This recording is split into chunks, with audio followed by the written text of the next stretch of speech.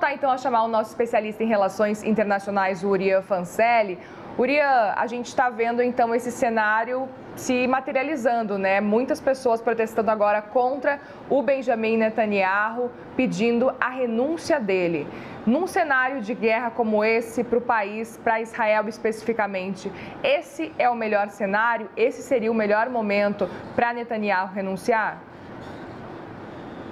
Bom, é muito difícil a gente avaliar, até porque não sabe qual seria o governo que assumiria no lugar. Mas é muito curioso, Muriel, que isso já não tenha acontecido. Em qualquer outro lugar do mundo, ou seja, na Europa, até mesmo Estados Unidos, se um governo ele fosse responsável por uma falha de inteligência tão grande como aquela que houve, que permitiu que houvesse aquele ataque do Hamas no dia 7, no dia seguinte, qualquer líder que se prezasse teria já renunciado para que outro assumisse no lugar.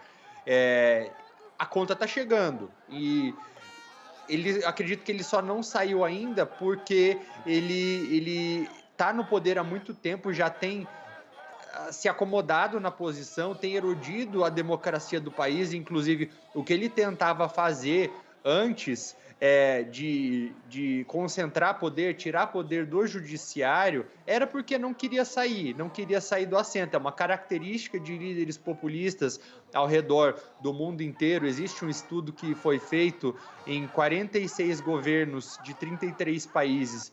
Esse estudo mostra que governos considerados populistas tendem a ficar no poder 2 vezes mais tempo do que governos não populistas, e que para isso eles têm 4 vezes mais propensão em mudarem as regras do jogo, ou seja, aquelas regras democráticas, até mudar a constituição do país, redistribuir o poder, e é isso que ele estava tentando fazer para ficar lá.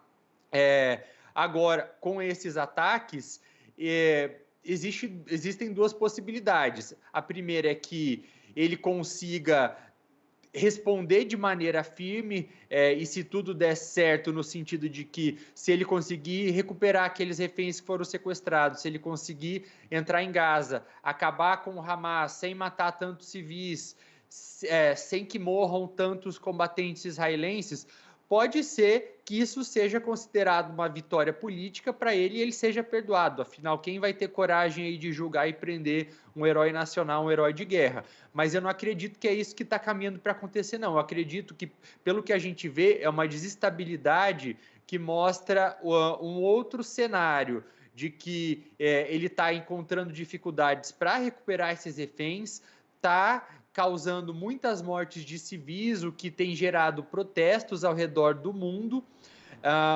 Então, pode ser que, caso esses reféns comecem a morrer, muitos civis comecem a morrer e a situação dele piore, aí a gente vai ver a conta chegar até mesmo aquela conta da tentativa de tentar erodir a democracia do país e a conta das acusações de corrupção também.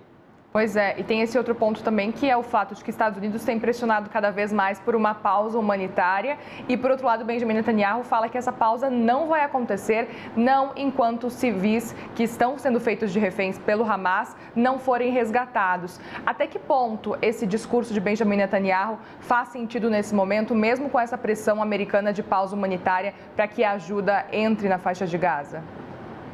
Como alguém que se coloca como um líder forte, ele não pode simplesmente ceder à pressão norte-americana, apesar dos Estados Unidos serem o maior apoiador de Israel. Então ele precisa buscar algo para condicionar esse conceito de pausa humanitária a alguma coisa. Então o que ele encontra? A liberação dos reféns, que é algo que tem pressionado internamente por uma cautela israelense. Por que eu digo que é um tipo de pressão interna? Porque isso tem sido feito por parte das famílias dos sequestrados. São mais de 200 famílias, mais de 200 reféns, algumas famílias são as mesmas, mas que têm aí estado muito ativamente nas rádios, nas TVs israelenses, dando entrevistas, porque a primeira reação de Israel, qual que foi lá atrás?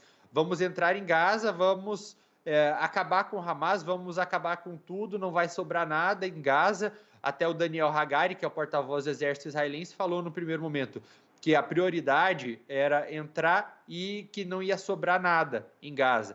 E o governo começou a ser bastante criticado por conta disso, porque isso apontava para que não haveria uma cautela por parte do governo israelense, um cuidado em relação aos reféns. E logo não, logo mais depois que essas pressões começaram, aí a prioridade mudou. Então aí virou primeira prioridade resgatar os reféns, segunda prioridade acabar com o Hamas.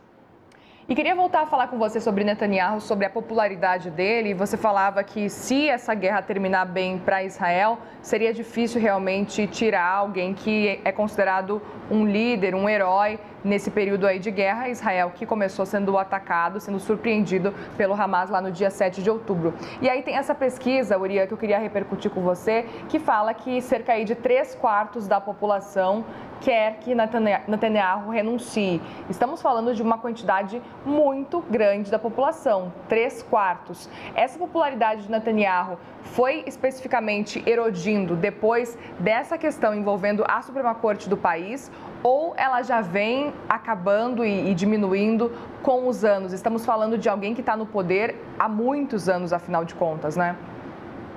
Isso ele já não estava com uma popularidade tão alta antes, por conta dessa tentativa de concentração do poder.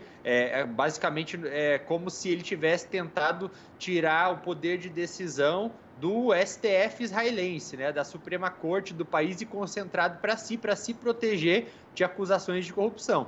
Então a gente observou durante muitos meses centenas de milhares de pessoas nas ruas de Israel pedindo uma renúncia ou pedindo para que isso não acontecesse. Inclusive, Muriel, uma das essa tentativa dele de erodir as instituições do país foi o que fez com que muitos reservistas israelenses dissessem que não iriam para a guerra se houvesse guerra em algum momento. Então, isso foi aproveitado pelo próprio Hamas, porque viu desunião no país, porque viu vulnerabilidade no país e decidiu atacar naquele momento também. Porque se o exército diz que não vai lutar se for necessário por conta de algo que o governo está tentando fazer, então é o momento, né, da facção terrorista aproveitar. Mas pode com certeza estar aumentando esse número de pessoas que estão insatisfeitas com o governo por conta da maneira como ele está lidando. Vamos lembrar também que a sociedade israelense ela é plural. Então, se no primeiro momento, durante talvez os primeiros dias ou até nas primeiras semanas, foi aquele sentimento de união, né? Depois a gente vai lidar com os nossos problemas internos. Vamos primeiro combater o inimigo externo, o agressor que veio de fora, ou seja, o Hamas. Depois a gente arruma a casa. Talvez isso já esteja de fato mudando. Talvez as pessoas já estejam atribuindo a calamidade externa aos fatores internos, ou seja, a incompetência do próprio primeiro-ministro do país em lidar com o Hamas. Então, talvez a conta já tenha começado a chegar antes e vamos ver até que ponto ele vai conseguir se segurar no poder. Pois é, e tem várias questões que têm auxiliado realmente nesse cenário para Netanyahu, nesse momento pelo menos. A gente está falando dessa surpresa de Israel com relação ao Hamas, esse ataque então planejado pelo Hamas no dia 7 de outubro. Netanyahu inicialmente chegou a criticar a questão de segurança, a questão de inteligência principalmente de Israel, depois pediu desculpas, voltou atrás. Tem a questão do filho de Netanyahu também, que não foi convocado para a guerra ou foi convocado e não está realmente presente na guerra, ele que está nos Estados Unidos também. E queria saber se a oposição, nesse momento de guerra, nesse cenário lá em Israel, tem se fortalecido cada vez mais também. Qual que é o cenário nesse momento quando a gente fala de a oposição a Netanyahu mesmo? Oposição, pelo menos por parte da oposição, houve uma tentativa num primeiro momento de tentar contribuir. Ou seja, eles se colocaram à disposição para formar um novo governo, né? Algo que foi feito, tanto é que naquele gabinete especial de guerra que foi formado pelo Netanyahu, que conta só com 5 pessoas, um deles ali faz parte da oposição também. Então,